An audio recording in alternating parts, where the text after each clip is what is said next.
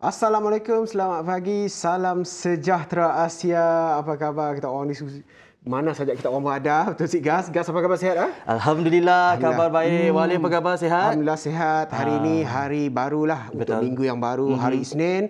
9 Ogos 2021 bersamaan dengan 30 Zulhijjah 1442 Hijriah, bersiaran seperti biasa di TVS 122 dan juga Astro My TV dan Astro juga My TV. Juga kami bersiaran langsung di laman sosial melalui FB Live, TVS dan Sejahtera Asia. Jadi macam biasa, anda boleh share. Betul. Dan kalau tak berkesempatan, mungkin sibuk pagi ni untuk menguruskan sarapan dan sebagainya, jangan risau. Boleh share dahulu, parking tepi. Tengah hari, petang, malam nanti boleh tengok semula. Okey? Baik, hari ini adalah hari terakhir dalam kalender Islam, iaitu 30 Zulhijjah 1442 Hijriah. Sebab itu kita bawakan satu topik yang bersesuaian dengan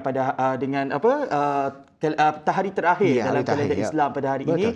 Namun sebelum kita nak masuk ke blok ketiga nanti, di kesempatan ini juga kami nak ucapkan salam takziah berita terkini, iaitu berita keluarga yang kami terima mengenai pemergian Allahyarhamah Siti Sarah Raisuddin, 36 tahun, sebagai seorang COVID-19 fighter. Jadi kita ucapkan salam takziah kepada keluarga bangsa. Itu perinciannya akan kami bawakan dengan lebih lanjut pada blok yang ketiga. Kerana pada blok yang pertama, apa topik kita, Wan Alif?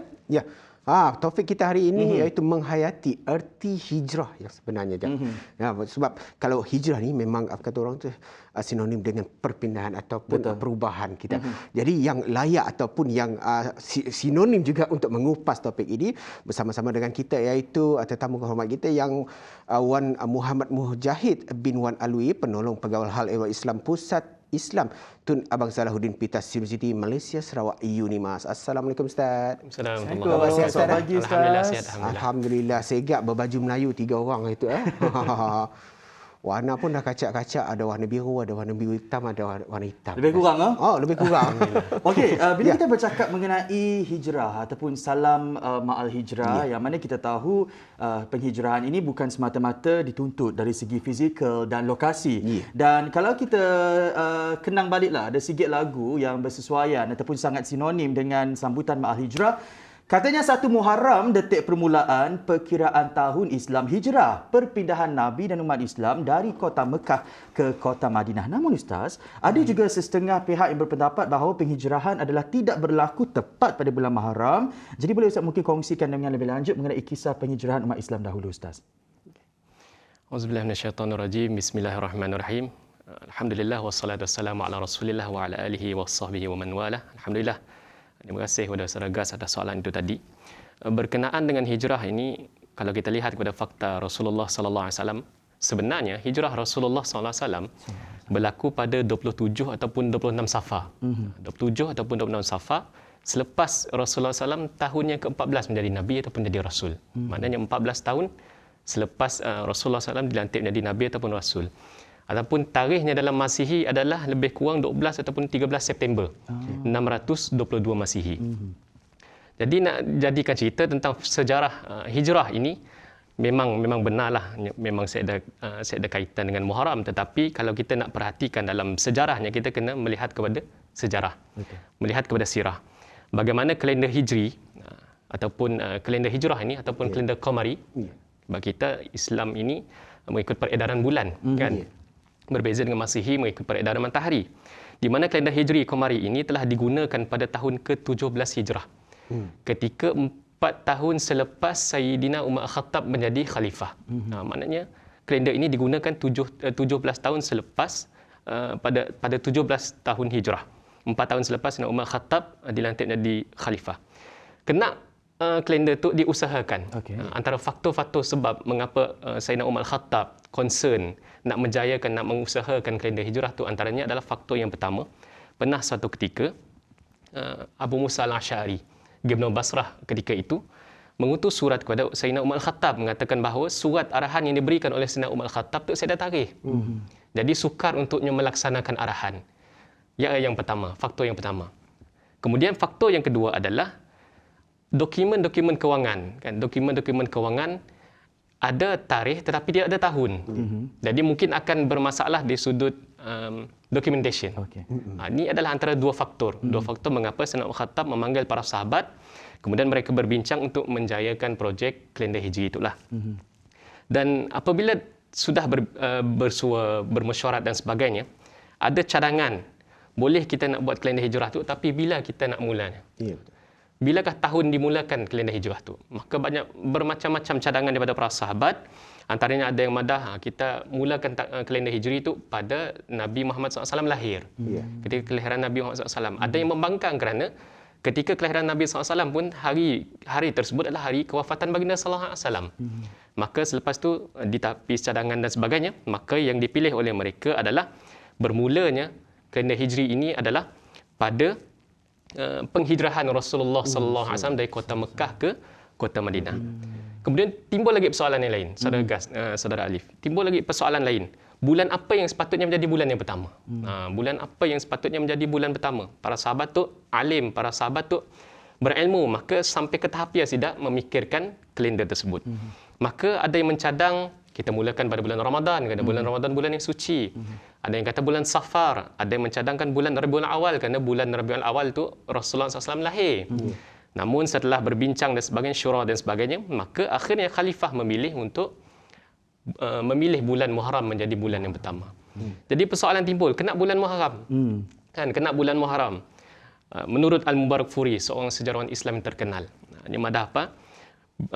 Sayyidina Umar Khattab memilih bulan Muharram kerana jemaah haji kembali pada haji pada bulan Muharram. Maka menurut mereka pandangan ini disepakati oleh sahabat, menandakan bahawa seperti orang yang balik daripada haji itu ibarat bayi yang baru lahir, suatu hijrah yang baru. Maka sebab itulah bulan Muharram menjadi bulan pertama di dalam kalender hijri. Sebab itulah kalau bila sebut Muharram je, kita sedar lain, memang kita akan berkelakar tentang hijrah. Kita akan berbincang tentang hijrah. Kita akan berbicara tentang hijrah. Nama pun kalender hijri, kan? Kalender hijrah. Maka sebab itulah tidak terlepas juga Malaysia. Negara kita Malaysia pun sama. Kalau tak silap lebih kurang tahun 1987. Saya pun belum lahir 1987. Belum lahir. Sure betul? Sure betul. Oh, masih muda lah. Alhamdulillah. Tahun 1987. Kalau tak silap, bermulanya sambutan yang dianjurkan oleh Pusat Islam tiap tahun, sambutan Ma'al Hijrah. Maka setiap Ma'al Hijrah itu, maka berlangsunglah ceramah Ma'al Hijrah dan sebagainya. Itu dari segi kalender Islam, Alif. Kita nak tahu juga kepentingan kita sebagai umat Islam untuk seiring dengan kalender Masihi, untuk kita mengetahui kalender Islam juga. Itu kepentingannya, selepas ini kita nak tanya Ustaz. Tapi dari segi penghijrahan, Ustaz, ada orang yang berpendapat penghijrahan ini bukan berlaku pada Muharram, berlaku pada bulan-bulan lain seperti Rabiul Awal dan sebagainya. Jadi adakah biarpun ianya berlaku pada bulan selanjutnya, mungkin perancangannya dilakukan seawal bulan Muharram? Pendapat Ustaz? Lebih kurang begitulah, sebab kalau kita perhatikan bahawa penghijrahan itu, kalau kita lihat penghijrahan macam di dalam bulan Safar, penghijrahan itu Rasulullah SAW memang berlaku pada bulan Safar, tetapi ada juga berlaku pada bulan Rabiul Awal dan sebagainya. Tapi nak menunjukkan bahawa bukan sahaja pentingnya kepada penghijrahan tarikh dan kepada tarikh tersebut, tapi yang paling penting adalah semangat atau roh penghijrahan itu. Maknanya hijrah si perlu kita nak nunggu tahun baru, perlu kita nak nunggu tahun kelak-kelak nak berubah dan sebagainya. Kalau boleh tiap-tiap hari, tiap-tiap masa, tiap-tiap saat, jam dan sebagainya, kita perlu berhijrah. Ia tertaluk kepada hati kita, kan Ustaz? Betul. Hati dan juga niat kita, betul tak Gas? Semestinya kita nak tunggu tahun baru, tak semestinya kita nak tunggu mahal hijrah bahawa kita akan berubah ataupun berhijrah daripada kebaikan, keburukan kepada kebaikan dan sebagainya. Tetapi yang paling penting niat kita, hati kita nak berubah bila-bila masa, di mana saja, kata Ustaz tadi. Dan untuk seterusnya nanti kita ada lagi soalan-soalan yang menarik nak kita tanya kepada Ustaz kita. Tapi jangan ke mana-mana, kembali selepas ini dalam Sejahtera Asia.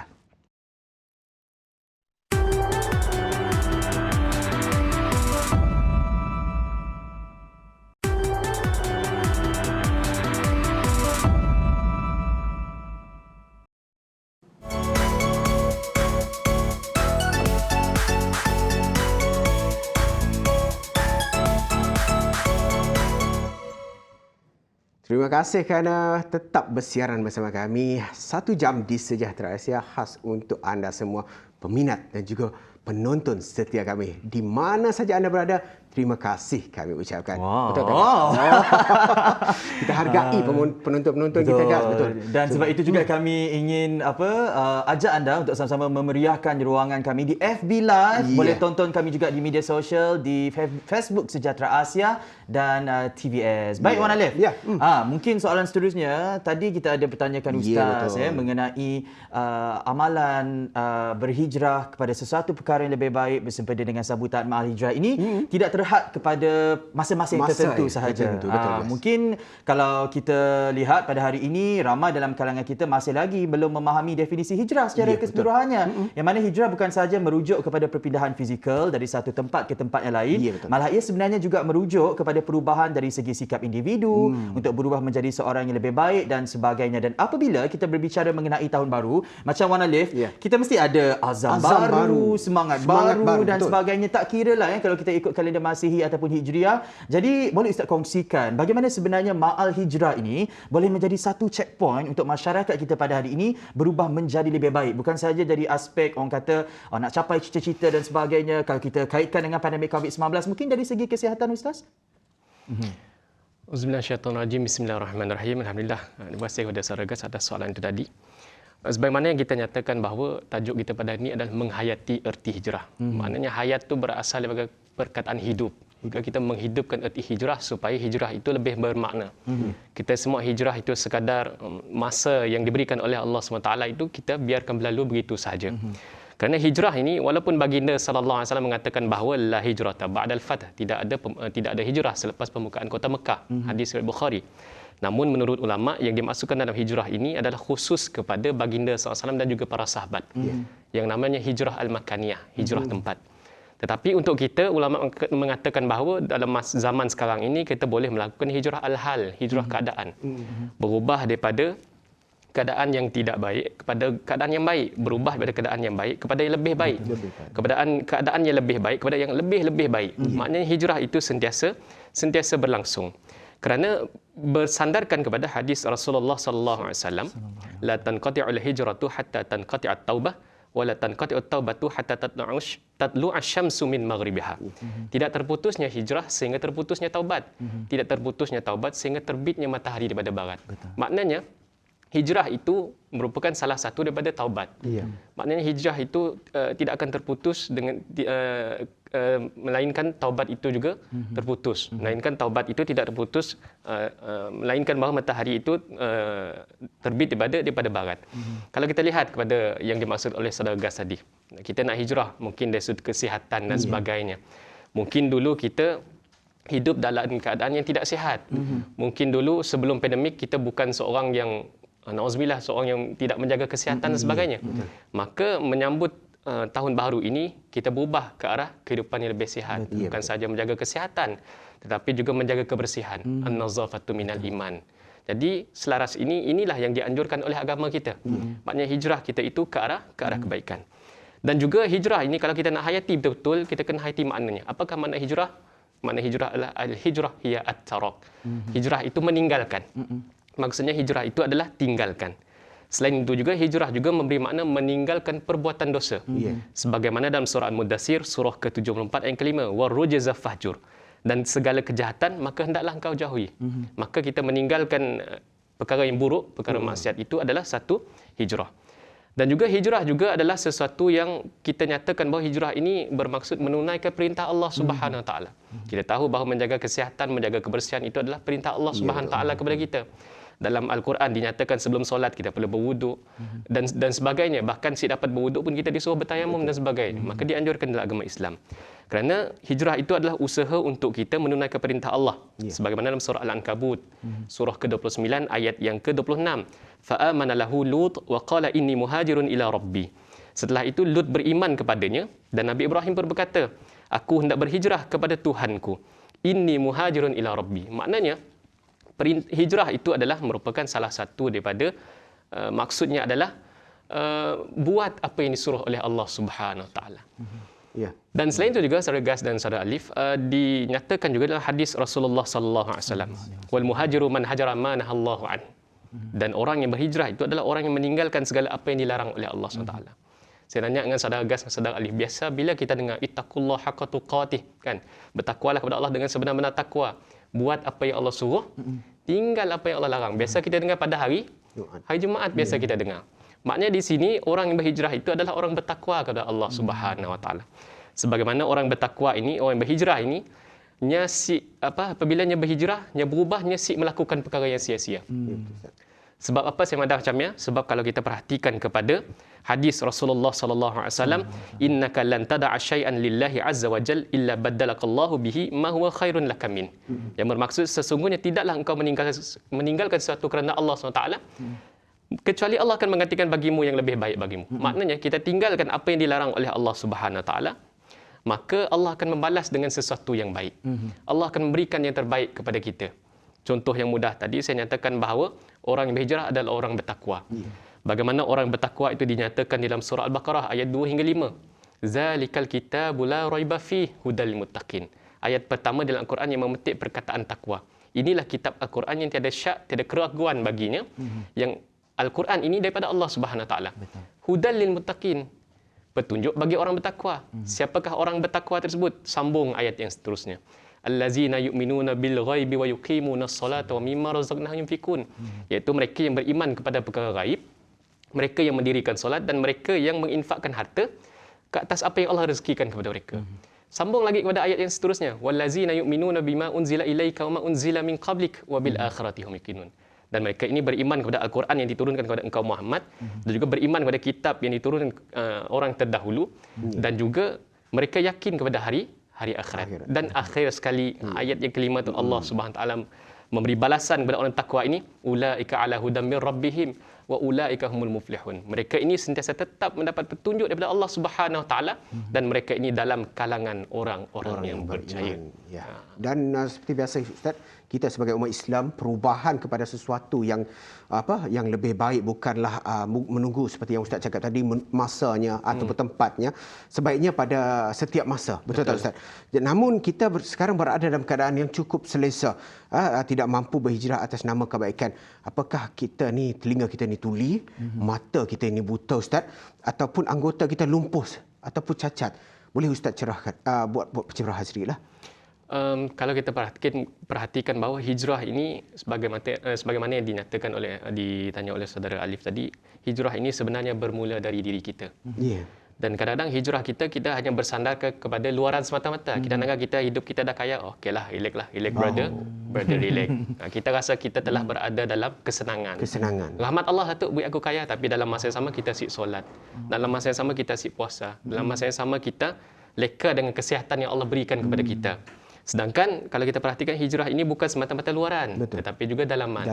Bukan saja jasmani tetapi rohani. Sebab itulah di dalam kita berhijrah ini kita kena ingat bahawa orang berhijrah ini adalah orang beriman. Orang beriman dinyatakan dalam hadis riwayat Ibnu Hibban, Rasulullah SAW bersabda yang lebih kurang mafhumnya, orang beriman ini dia hanya makan perkara yang baik.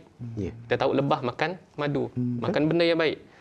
Dan lebah mengeluarkan sesuatu yang baik. Dan lebah bila hingga pada bunga menghisap madunya, siap merosakkan bunga tersebut. Begitulah perumpamaan orang yang beriman. Maknanya orang yang berhijrah ini apabila dia makan, dia akan menjaga makannya. Dia siap makan benda syubhah, dia siap akan makan haram, dia siap akan makan rasuah dan sebagainya. Dan begitu juga apabila berbicara, dia tidak akan berkata perkara-perkara nista. Sebelum kita madah kita tu, aku tu mulut ajak jahit, tapi hati ku baik, si dapat. Sebenarnya lidah adalah cerminan kepada hati. Saya dah ungkapan macam ya. Selalu orang sebelum nak ngumpat selalu hati kita tak baik. Hati baik, mulut tak jahit. Mulut aku tak jahit. Saya dah.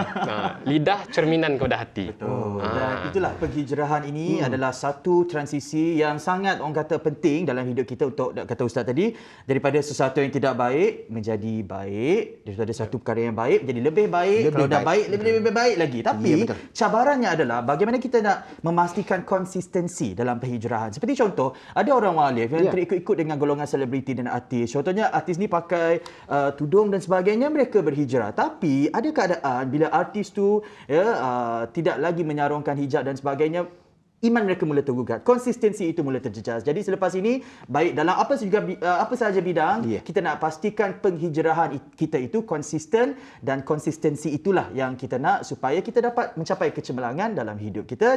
Tapi kita nak bagi Ustaz rehat dulu untuk blok yang ketiga. Kita akan bersama dengan Ustaz untuk blok yang keempat, kerana blok yang ketiga kita akan bawakan isu terkini kepada anda. Jadi jangan ke mana-mana, hanya dalam Sejahtera Asia.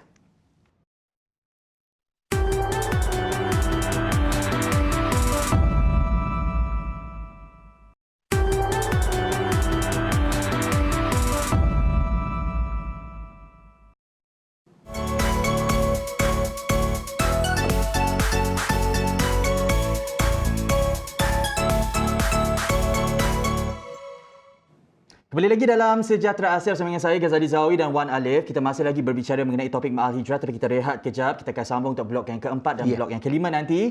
Untuk itu, untuk blok yang ketiga ini, kami akan bawakan fokus utama yang perlu menjadi perhatian anda pada pagi Isnin ini. Selain cerita mengenai Lionel Messi yang meninggalkan Barcelona, sedih dari ucapan beliau hujung minggu lalu, mungkin kita nak bawakan sedikit mengenai kejayaan Malaysia meraih pingat emas pingat perak di Sukan Olimpik Tokyo 2020. Wan Alif, silakan. Ya, dia penutup kan. Di mana semalam seperti biasa jago basikal Datuk Azizul Hasni Awang. Datuk Azizul Hasni kita. Saya ni tak dapat nak cakap apa lagi. Sebab apa? Dia telah mengharumkan nama kita, Malaysia di saat-saat akhir. Betul. Dan satu yang tular tu, video yang tular tu merupakan satu yang kata orang sangat menyentuh hati kita.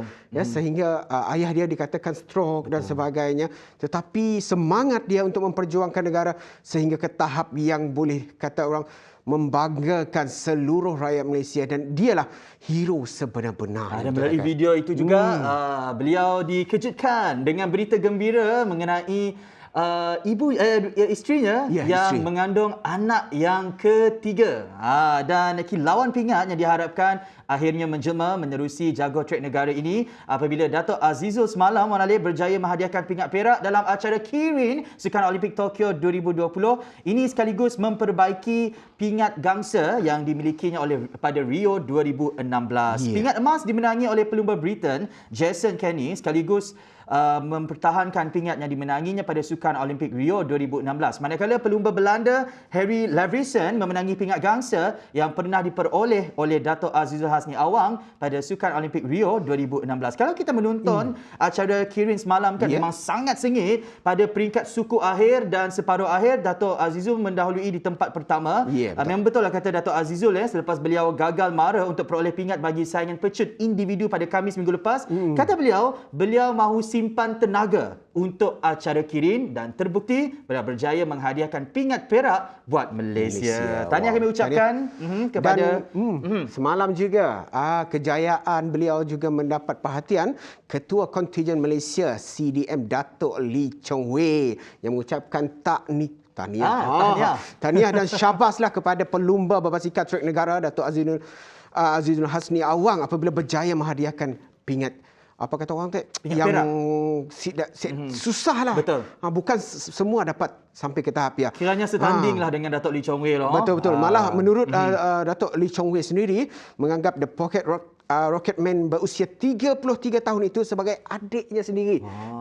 Gabi besar hatinya dan bangganya telah menghadiahkan pingat emas yang walaupun tidak kesampaian pingat emas tetapi pingat yang ada sekarang pun dah cukup membanggakan seluruh rakyat Malaysia. Pingat emas kita sasarkan untuk Paris nanti, Sukan Olimpik yang seterusnya 2024 Betul. Kita pergi Paris nanti. Bila kita kelakar pasal kemenangan Datuk Azizul Hasni tu sebuah restoran yang menghidangkan makanan Sarawak juga menawarkan tawaran makan laksa Sarawak secara percuma, bukan untuk sehari dua tapi untuk setahun.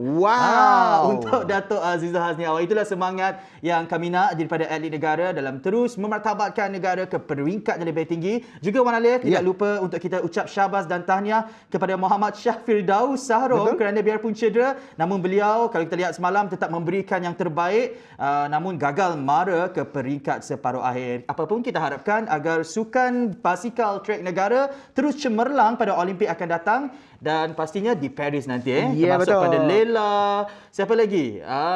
Bangga kita betul. bendera Malaysia berkibar di saat penutupan sukan yang profesional dunia tu.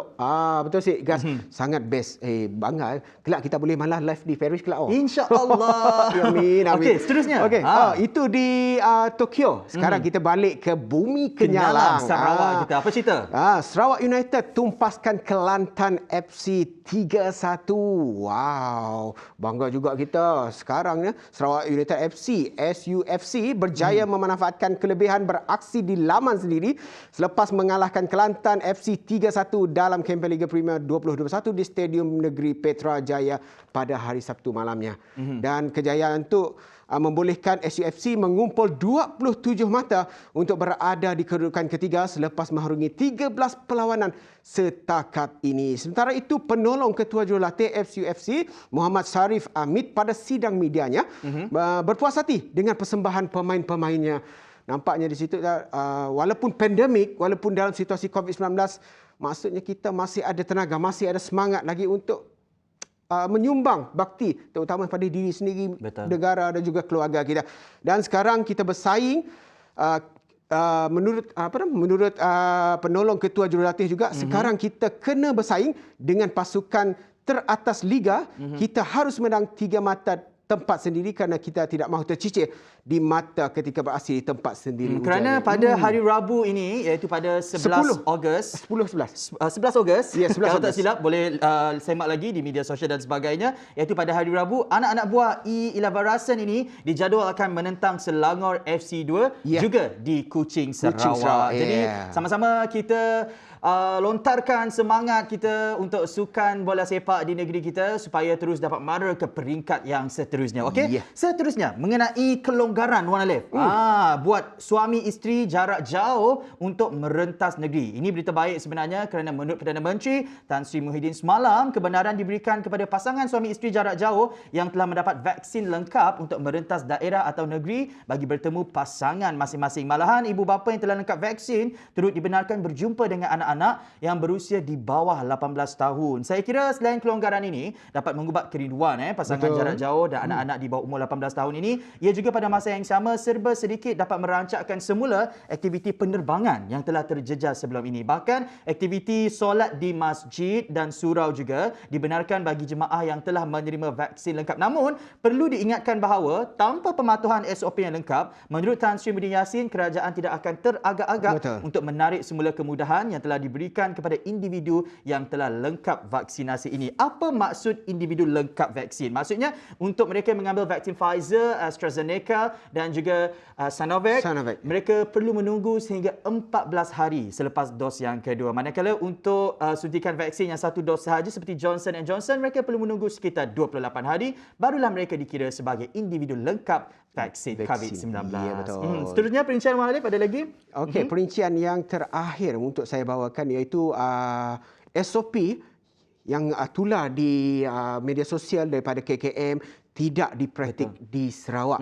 Itu seperti mana yang ditularkan dalam WhatsApp ataupun media-media platform di mana Menteri Kerajaan Tempatan dan Perumahan Sarawak Datuk Seri Dr. Sim Kium Hian mengingatkan rakyat negeri Sarawak tu untuk berhati-hati dengan maklumat yang tidak berkenaan. Sebab menurut Dr. Sim sendiri, perbezaan daripada Kuala Lumpur di mana jangkitan harian COVID-19 sangat tinggi dan memasuki peringkat mitigasi. Jadi berhati-hati dengan maklumat palsu dan maklumat yang tidak berkenaan, tidak relevan dan tidak sesuai untuk di Sarawak.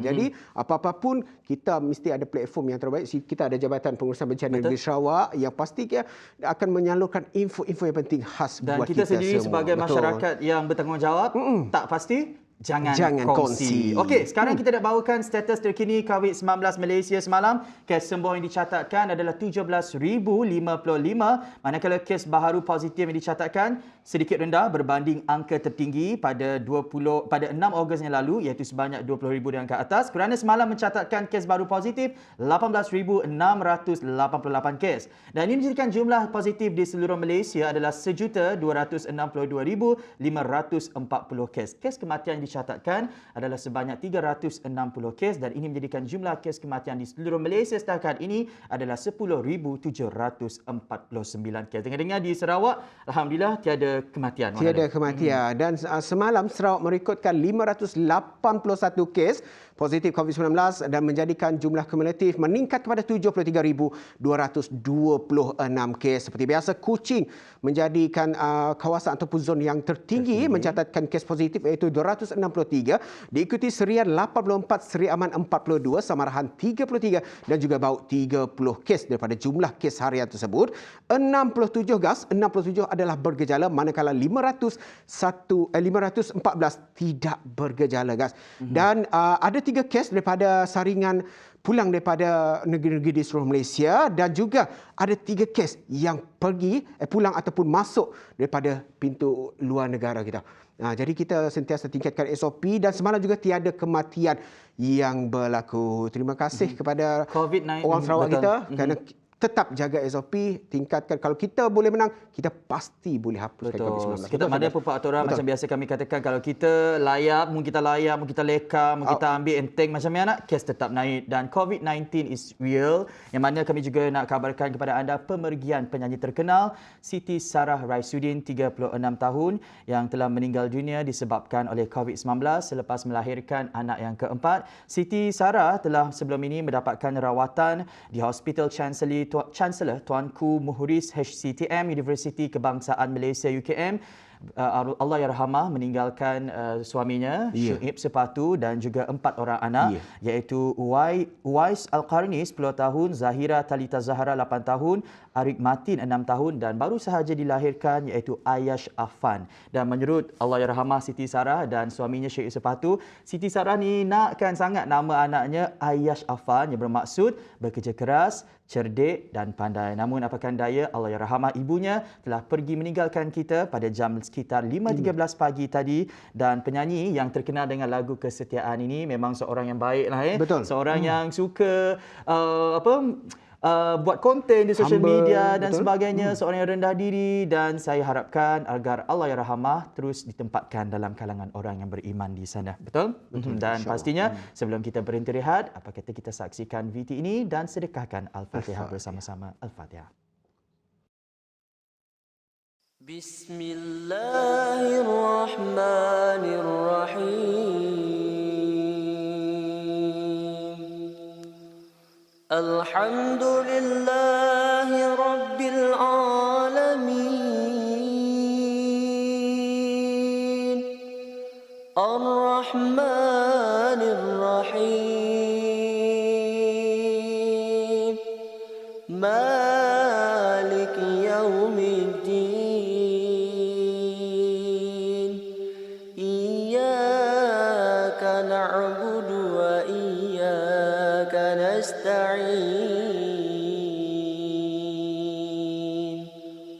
Ihdinas siratal mustaqim. Siratal ladzina an'amta 'alaihim ghairil maghdubi 'alaihim waladdallin.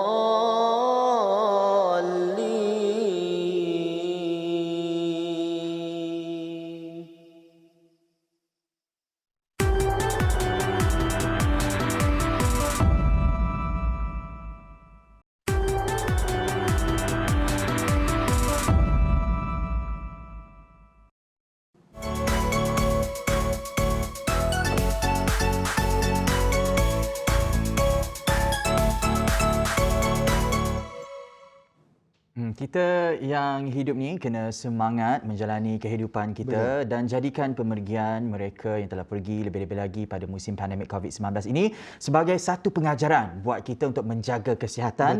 Juga sesuai dengan sambutan Ma'al Hijrah, yang mana kalau sebelum ini kita dok makan makanan yang kolesterol tinggi, berlemak dan sebagainya. Ini masanya checkpoint untuk kita berubah ke arah tabiat pemakanan yang lebih sihat. Dan kalau kita bercakap mengenai social media ustaz, sebelum ini juga ustaz pernah orang kata sedikit, orang kata orang sedikit sehat lah pada tahun 2016 nak. Tapi alhamdulillah sekarang ini ini adalah berkat menjalani amalan pemakanan sehat. Tapi Ustaz, nak berhijrah itu mungkinlah senang tapi nak konsisten dan istiqamah itu mungkin sedikit susah. Jadi macam mana kita nak konsisten dalam setiap perubahan positif yang kita lakukan, Ustaz? Terima kasih Ustaz Ragas.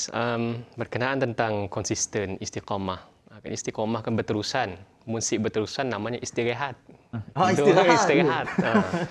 Jadi dalam nak istiqamah ni antaranya yang paling utama adalah kena banyak bersyukur. Betul. Kerana kesihatan, nikmat sihat, nikmat kaya, harta dan sebagainya itu semua daripada Allah SWT. Tadi saya nyatakan bahawa hijrah bermula dengan diri sendiri. Tapi jangan dilupa juga sebenarnya Allah SWT tu yang berkehendakkan kebaikan kepada kita. Bagaimana hadis Rasulullah SAW, "May yuridillahu bi khaira", sesiapa yang Allah inginkan berkehendakkan kebaikan padanya, yufaqihu fid din, maka Allah memberikan kefahaman agama kepadanya. Maknanya nikmat kesihatan tu kita gunakan dengan cara kita bersyukur kepada Allah SWT dengan kita menggunakan nikmat sihat tu untuk kita beribadah kepada Allah Subhanahu Taala. Jangan kita bila dah sihat kita terus lupa diri, kita terus alpa dan sebagainya. Sedangkan nikmat sihat yang Allah berikan kepada kita adalah tujuannya peringatan kepada kita untuk kita sentiasa bersyukur kepada Allah Subhanahu Taala. Dan apabila nikmat kesihatan yang kita buat, yang kita lakukan, contoh sekarang kalau kita perhatikan sukan sukan yang contact sport belum dapat. Jadi kita non contact sport, ada yang berbasikal, ada yang badminton, running dan sebagainya. Jadi digunakan dengan sebaiknya untuk kita dengan harapan bila kita semakin sihat, semakin kuat kita beribadat. Semakin sihat, semakin kita dekat dengan Allah Subhanahu Taala, dan sudah tentunya kita ingin menjadi seorang yang bukan saja memberi manfaat kepada diri kita, tapi juga kepada orang lain. Khairun nas anfa'uhum linnas, sebaik-baik manusia adalah yang memberi manfaat kepada orang lain. Hadis Rasulullah sallallahu alaihi wasallam. Maka dengan apabila kita sentiasa bersyukur kepada Allah Subhanahu taala, la in syakartum la azidannakum, makin kita bersyukur kepada Allah, makin Allah akan tambah nikmat kepada kita. Insya-Allah dengan situ macam-macam perkara yang akan kita dapat. Macam-macam usaha yang akan kita lakukan itu akan membuatkan kita menjadi seorang yang lebih positif, menjadi seorang yang lebih dekat dengan Allah SWT. Bukan sahaja dari sudut luarannya, jasmaninya sihat, kuat dan sebagainya, tetapi bangun subuh pun walaupun ada orang madah badan sado tu kadang-kadang Kenapa badan sado, Ustaz? Susah kadang-kadang ada orang madah boleh angkat dumbbell tapi boleh angkat selimut time subuh. Tapi sebenarnya sepatutnya sebaliknya yang berlaku. Alhamdulillah badan saya sedikit sihat macam tu, senang. Alhamdulillah. Sepatutnya makin kita sihat, makin kita kepada Allah kita ingat. Betul. Dan saya kira konsistensi ini seperti yang Ustaz katakan tadi, Wan Alif, ia berbalik lagi kepada niat kita. Kalau niat kita betul, insya-Allah kita akan istiqamah dalam setiap perubahan positif itu. Namun Wan Alif, saya tertanya-tanya juga sebab kadang-kadang kalau kita lihat mengenai perubahan positif ini, ianya tidak spesifik masanya. Kalau kita lihat dari segi penghijrahan, umur Rasulullah sallallahu alaihi wasallam juga pada sekitar 50 lebih tahun baru berhijrah. Jadi untuk kita Ustaz, apabila kita berhijrah ini, kita tahu bahawa kita ni hanya mampu merancang, tetapi Yang Maha Esa yang menentukan. Mungkin kita apabila kita gagal dalam penghijrahan kita, kadang-kadang di pertengahan jalan itu kita rasa macam kita tak dapat nak teruskan. Perlu ke tak kita kena tunggu tahun baru juga, ataupun kita boleh berhijrah mungkin pada bila-bila masa, dan bagaimana caranya untuk kita lakukan supaya kita dapat semangat balik untuk meneruskan penghijrahan kita? Baik, terima kasih atas soalan yang baik tu. Tentang penghijrahan ini, antara faktor yang kita boleh ambil sebenarnya untuk kita istiqamah dalam penghijrahan ini adalah dengan kita mengurus masa. Sebenarnya dalam surah Al-Asr, surah yang ke-103 ayat 1 hingga 3, wal asr, kan, demi masa. Innal insana lafi khusr, sesungguhnya manusia itu dalam kerugian. Illal ladzina amanu wa amilus solihati wa tawassaw bil haqqi wa tawassaw bis sabr, melainkan mereka yang beriman, beramal soleh, berpesan kepada kebenaran dan berpesan kepada kesabaran. Maknanya mereka yang sentiasa beriman, beramal soleh, meningkatkan nilai amalnya dan sebagainya, dan mereka yang sentiasa berpesan kepada kebenaran dan kesabaran, ini adalah mereka yang dalam keadaan berhijrah. Maka mereka dalam keadaan orang yang tergolong dalam kalangan orang yang beruntung. Maknanya masa yang berlalu tidak dilakukan dengan perkara yang sia-sia. Maka Nabi SAW menegaskan kepada kita. Biasa kita dengar irtanim khamsan qabla khamsin, rebutlah 5 perkara sebelum 5 perkara. Syababaka qabla haramik, kan, masa muda sebelum masa tuamu. Gunakan masa muda dengan sebaiknya. Wasihataka qabla saqamik, masa sihat sebelum masa sakit kita. Wa ghinaka qabla faqrik, masa kaya sebelum masa miskin kita. Wa faraghaka qabla syughlik, masa lapang sebelum masa sibuk kita. Dan wa hayataka qabla mautik, dan juga masa hidup sebelum datangnya kematian. Sebagaimana yang dinyatakan oleh Saudara tadi, semuanya bermula dengan niat. Kan? Dalam hadis daripada Abi Hafsin Amirul Mukminin Sayyidina Umar Khattab mendengar Rasulullah SAW sabda, innamal a'malu binniyat, sesungguhnya di dalam satu perkara itu bersamanya niat. Ya, betul. Walikulli imri'in ma nawa, setiap orang itu bersama dengan apa yang dia niatkan. Faman kanat hijratuhu ila Allah wa rasulih fa hijratuhu ila Allah wa rasulih. Kalau hijrahnya itu niatnya kerana Allah dan Rasul, maka yang dia dapat adalah Allah dan Rasul. Wa man kanat hijratuhu lidunya yusibuha aw imra'atin yankihuha fa hijratuhu ma hajara ilaih. Kalaulah niat dia berhijrah itu semata-mata untuk dapatkan dunia, untuk dapatkan benda yang dia inginkan, untuk dapatkan wanita yang dia nikahi, maka itulah yang akan dia dapat. Maknanya niat juga penting di dalam proses penghijrahan kita ini, untuk kita sentiasa konsisten di dalam berhijrah. Maka sebab itulah penting bagi kita untuk sentiasa berusaha untuk istiqamah. Betul. Untuk kita sentiasa berusaha untuk meningkatkan diri kita supaya kita menjadi seorang yang sentiasa positif. Sentiasa berhijrah. Si perlu nunggu tahun baru untuk nak hijrah. Ujung tahun je malah master plan. Last aku niat azam tahun tu qada nak tahun lepas. Tiap-tiap tahun macamnya. Jadi kita simak macamnya. Ya dari sudut perubahan. Kalau Ustaz, sebab apa? Sebab yang seperti Ustaz maklum tadi Gas, bila kita dah letak sesuatu perkara atau sesuatu perbuatan kita dengan mendahulukan niat kita, insya-Allah dengan usaha ataupun semangat yang kita ada, kita mampu laksanakan sehingga ke hujungnya. Tapi Ustaz, bagi hijrah ini yang seperti mana yang Ustaz maklum tadi, iaitu transformasi. Transformasi merupakan satu perkara yang memerlukan masa panjang seperti Ustaz cakap tadi. Sebab masa panjang tu kadang-kadang orang sampai setengah jalan, si sampai habis, mula kata orang isak-isak ajalah si Adi dah itu kata dia. Tetapi dalam konteks hijrah itu sebenarnya ia perlu ada kata orang faktor-faktor yang perlu dihayati sebenarnya. Apakah faktor yang sebenarnya untuk kita berhijrah ataupun berubah ataupun transformasi yang sebenarnya? Boleh Ustaz terangkan? Faktor utama kalau kita nak boleh kita ikut antaranya adalah qul in kuntum tuhibbunallaha fattabi'uni. Surah Ali Imran ayat 31. Allah SWT berfirman, katakanlah wahai Muhammad, sekiranya kita cinta kepada Allah SWT maka ikutlah Nabi Muhammad sallallahu alaihi wasallam. Maknanya hijrah itu yang paling utama, tujuan kita untuk berhijrah itu adalah tujuan kita untuk mengikut sunnah Rasulullah sallallahu alaihi wasallam. Kerana apabila kita mengikut sunnah Rasulullah SAW, kita menjadi seorang yang berjaya. Maknanya apabila kita sentiasa mengikut jejak langkah Rasulullah SAW, kehidupan kita akan terarah. Kehidupan kita akan lebih terjamin dan sebagainya. Kerana Rasulullah SAW ada sebaik-baik contoh. Dan hijrah ini bukan sahaja memberi infak ataupun memberi infak manfaat kepada kita sahaja, tapi memberi manfaat kepada orang lain juga, kepada ahli keluarga kita, kepada adik-beradik kita, kepada jiran tetangga, kepada sesiapa sahaja. Sebab itulah hijrah tadi kita nak katakan bahawa hijrah tu kita perlu lakukan tiap-tiap masa, tiap-tiap waktu, supaya kita menjadi orang yang terbaik. Kita present the best of me, itulah aku yang terbaik, yang mampu memberi manfaat kepada orang lain, juga memberi aura yang positif pada orang-orang di sekeliling memberikan kita. Aura yang positif kepada orang sekeliling, macam golongan selebriti, golongan artis kita yang sentiasa menunjukkan personality yang positif, attitude yang positif dan menjadi contoh kepada pengikut-pengikutnya. Dan kata Ustaz, berhijrah itu dari masa ke masa menjadi seorang yang lebih baik. Juga dari aspek niat itu juga kita kena perbaiki. Contohnya, saya bagi satu situasi lah untuk tangkap imaginasi penonton. Kalau kita ikut artis Malif, ada golongan wanita yang bertudung disebabkan mereka mengikut artis yang tertentu dan sebagainya. Dan apabila artis ini mungkin orang kata sudah tidak lagi berhijab dan sebagainya, mereka kadang-kadang apabila mereka dah rasa kemanisan beribadah tu, mereka dah menyarungkan hijab dan sebagainya, bila ditanya kepada mereka, adakah mereka nak ikut artis tu pula, nak buka hijab balik, mereka kata tak, saya nak teruskan. Sebab itu saya katakan niat itu sentiasa boleh diperbaiki, terpulang kepada kita sama ada kita kuat nak berhijrah ataupun tidak. Selepas ini, untuk blok yang terakhir, kita nak tanya Ustaz mengenai sambutan Ma'al Hijrah pada tahun ini yang bertemakan Manhaj Rabbani Ummah Berkualiti. Jangan ke mana-mana, hanya dalam Sejahtera Asia.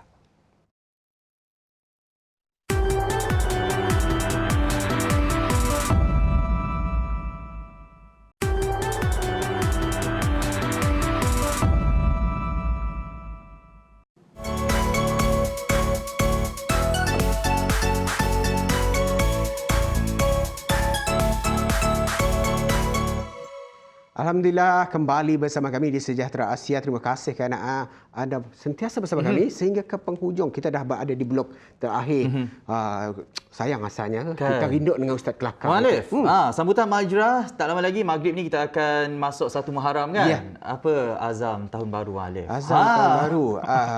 InsyaAllah segala azam yang tergenala akan diteruskan. Qadak kan? Dikadak dengan Ustaz.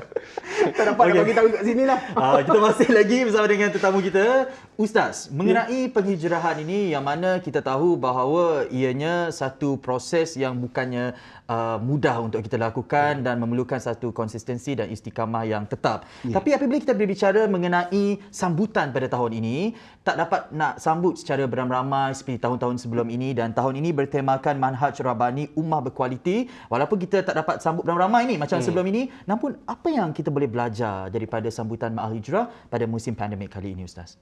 Okey, tentang manhaj Rabbani Ummah Berkualiti, kalau tak silap Menteri Agama di Jabatan Perdana Menteri Datuk Seri Dr. Muhammad Zulkifli Al-Bakri telah mengumumkan tentang manhaj Rabbani ini ketiga lebih kurang dalam 24 Januari 2021 rasanya. Manhaj Rabbani, di mana manhaj Rabbani ini komponennya di dalam Rabbani tersebut, dalam perkataan Rabbani.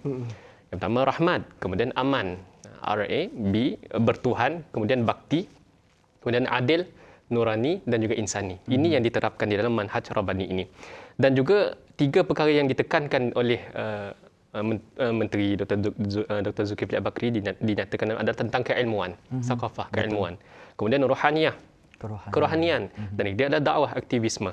Menunjukkan bahawa betapa manhaj Rabbani ini akan membentuk umat yang berkualiti, ummah yang berkualiti. Kerana apa? Kerana keilmuan. Kerana di dalam Islam itu sendiri, menuntut ilmu itu adalah wajib. Maknanya di dalam umat tersebut wajib bagi kita untuk menuntut ilmu supaya masyarakat itu, umat itu menjadi umat yang berilmu, menjadi umat yang sentiasa menjadi pakar dalam pelbagai kemahiran, fardu ain ataupun fardu kifayahnya. Begitu juga dalam rohaniyah. Kerana roh kita ini juga sebagaimana jasmani kita memerlukan makanan, roh kita tu pun perlu makan juga. Perlukan makanan juga. Maknanya dari segi walaupun dalam keadaan pandemik, walaupun dalam keadaan dapat nak berkumpul ramai dan sebagainya, tapi tradisi keilmuan itu untuk kita memberi makanan kepada roh kita tu masih berterusan. Masih berterusan. Ceramah online, sambutan online. Semua saya ada online. masalah Virtual semua, kan? Ustaz. Boleh, boleh, saya ada masalah. Begitu juga dengan rohani tadi untuk menjaga kesejahteraan hati kita. Betul. Kemudian dari segi dakwahnya, berterusan dakwahnya. Kita dalam keadaan, kalau di Sarawak itulah sebagai contoh, kita hidup dalam masyarakat yang majmuk, berbagai agama dan sebagainya. Baik itu di dalam ayat Al-Quran surah Al-Hujurat ayat yang ke-13. Allah SWT berfirman, Ya ayuhan nasu inna khalaqnakum min zakari wa unsa wa ja'alnakum syu'uba wa qabaila lita'arafu inna akramakum indallahi atqakum innallaha alimun khabir.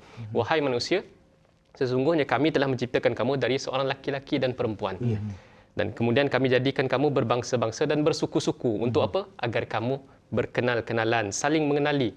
Dan sesungguhnya yang paling mulia di antara kamu di sisi Allah ialah yang paling bertakwa. Allah Maha mengetahui, Maha teliti. Maknanya dalam konsep manhaj Rabbani Ummah Berkualiti ini menunjukkan bahawa dalam masa yang sama kita juga boleh menampilkan Islam. Islam yang beri kerahmatan bukan hanya kepada orang Islam itu sendiri, tapi juga kepada agama-agama lain pun turut serta. Sebagai contoh, sebelum tu saya pernah jadi salah seorang panelis dalam Multi Religious Forum anjuran Sarawak Islamic Information Center. Antaranya membincangkan tentang tajuk ketika itu Love, Peace and Faith, the cornerstone of a harmonious society. Jadi kita bincang tentang love, tentang peace dan faith menurut agama masing-masing. Dan dalam masa yang sama juga mereka juga ada buat unity walk, run untuk pelbagai agama dan sebagainya, menunjukkan bahawa inilah the beauty of Sarawak, the face of Sarawak.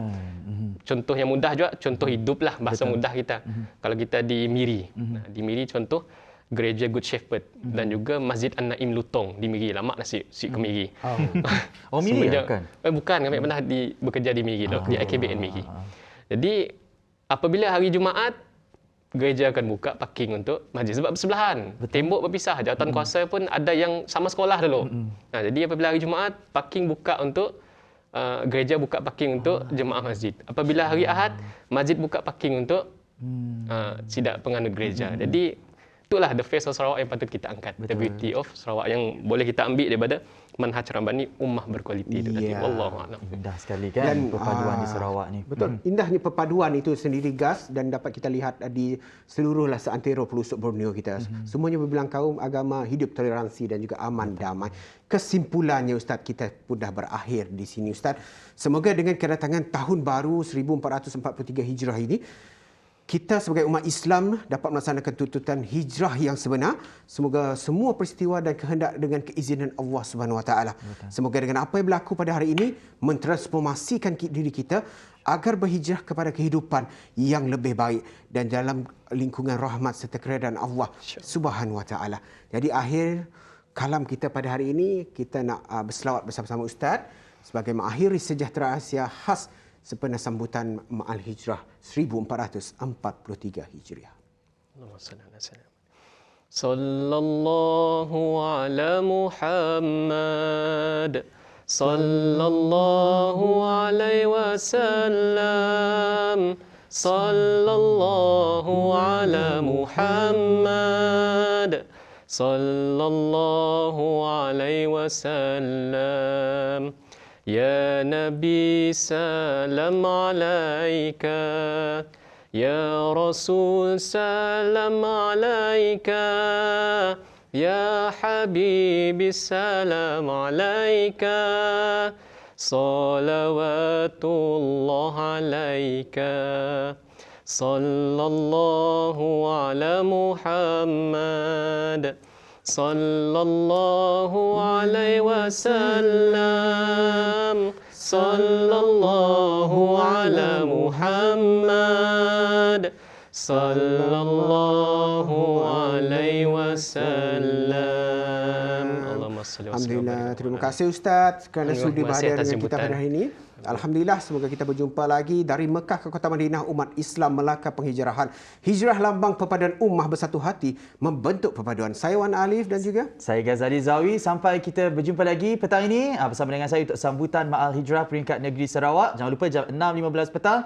Dan untuk ini sahaja, kita ucap sekali lagi kepada penolong pegawai Hal Ehwal Islam Pusat Islam Tun Abang Salahuddin Yunimas, Ustaz Wan Muhammad Mujahid bin Wan Alwi. Dan kepada anda, jadikan semangat penghijrahan ini sebagai satu checkpoint untuk kita berubah ke arah yang lebih baik. Konsistensi itu penting. Sampai kita berjumpa lagi hanya di Sejahtera Asia. Daripada inspirasi, kami cetuskan inovasi. Assalamualaikum. Bye-bye.